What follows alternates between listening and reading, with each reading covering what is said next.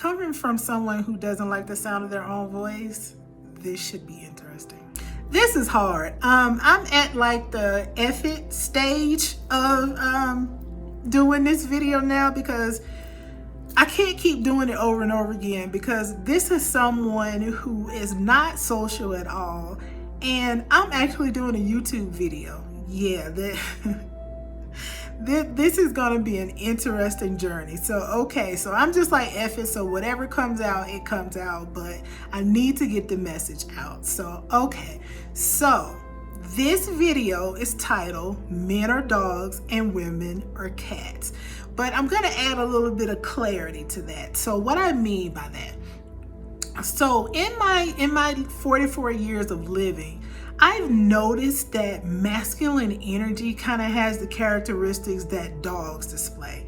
I've noticed that with feminine energy, it kind of has the characteristics that cats display.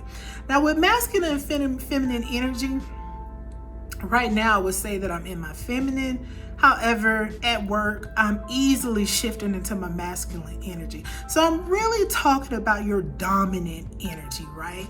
So, okay, so when I say men or dogs, I'm talking about the energy of them. So what are some of the pros of dogs? Well, they're loyal, dependable, playful, happy to see you, happy to be alive in general, and easygoing. Some of the cons of dogs are that they're messy and playful.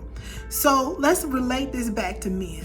Most of the men that I had, kind of all of them had this characteristic, like at its core. And I'm not talking about toxic masculinity where you have a dog that's been abused or never learned how to love. That's a whole other show. I'm talking about like healthy masculine energy. I noticed that they like play too much, just so simple. And I think before I get into the cats, I don't want to skip along. So they're just really playful, and like their only cons are that they're messy and also that they're playful. So yeah, so that is how I'm relating men and masculine energy to the characteristics of dogs. And also, I would suggest you get a dog if you have an issue with masculine energy, or if you didn't like dogs before. I think it will teach you how healthy what it looks like. You know, like, you know, they're full of energy. Like if you have little male children, like it's just like the testosterone is coming in early. They jumping off trees and just little precious balls. And like they're always into something. And I just find dogs the same way, just hyperactive, always on the go. And so if you have had issues with masculine energy in the past, or any males in your life, even relationships, I encourage you to actually get a dog. Get a dog and tolerate them like being on 10 when you're like cool and relaxed. Taking them out for walks because they're like so energetic. And that's the same thing with men that I've had experience with masculine energy, is that they're just, it's a lot. They're a lot, but for the most part, like healthy masculine energy, it's just like hyperdrive, yeah. Loyal. But anyway, so enough about dogs. So okay, if you are embodying your feminine energy, you might display these characteristics that cats display. Some pros: we're soft and cuddly, we're mystical, we're magical, we bring deep life lessons. And I'm not just saying this because I'm a girl, I'm really gonna get into the details. Playful, but we're usually to ourselves. Like we're always sitting off in the cut, like should I play with you or not? Like we have to get used to you. We just not just gonna just jump you. Like we kind of standoffish for the most part. Some of the cons: not so easy, sneaky, and cunning. You know, it's like men would always say, like, if a woman do something, you'll never find out about it. I kind of find that to be true.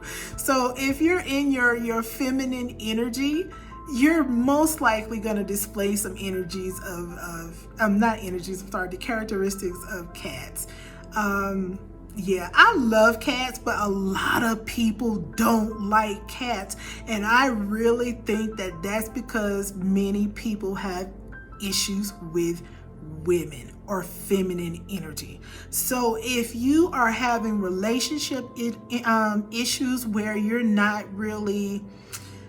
you really don't understand feminine energy and how it works, I encourage you to get a cat. Like if you're a tough, masculine guy and you need a cat.